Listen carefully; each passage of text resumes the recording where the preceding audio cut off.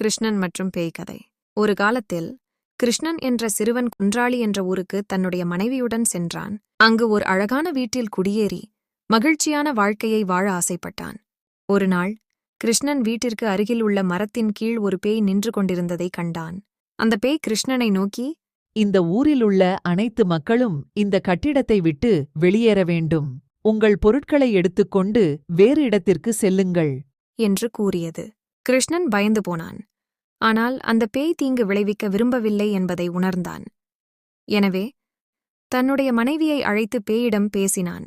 கிருஷ்ணனின் மனைவி பேயிடம், ஏன் நாங்கள் இந்த கட்டிடத்தை விட்டு வெளியேற வேண்டும் என்று கேட்டாள்.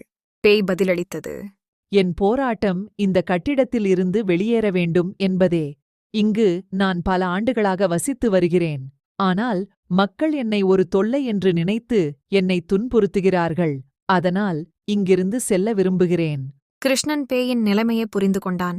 சரி, நாங்கள் உங்களுக்கு உதவ தயாராக இருக்கிறோம். எங்கள் பொருட்களை எடுத்துக்கொண்டு வேறு இடத்திற்கு செல்கிறோம் என்று கூறினான். அடுத்த நாள் கிருஷ்ணன் தன்னுடைய மனைவியுடன் சேர்ந்து பேயின் உதவியுடன் தங்கள் வீட்டிலிருந்த அனைத்து பொருட்களையும் எடுத்துக்கொண்டு வேறு இடத்திற்கு சென்றான். பேய் மிகவும் மகிழ்ச்சியடைந்து கிருஷ்ணனுக்கும் அவன் மனைவிக்கும் நன்றி தெரிவித்தது. கிருஷ்ணன் மற்றும் அவன் மனைவி புதிய இடத்தில் குடியேறி மகிழ்ச்சியான வாழ்க்கையை வாழ ஆரம்பித்தனர். அந்த பேயும் அவர்களுக்கு தொல்லை கொடுக்காமல் அமைதியாக வாழ்ந்தது. இந்த கதை நமக்கு ஒரு முக்கியமான பாடத்தை கற்றுத்தருகிறது. நாம் எல்லோரிடமும் அன்புடனும் மரியாதையுடனும் நடந்து கொள்ள வேண்டும்.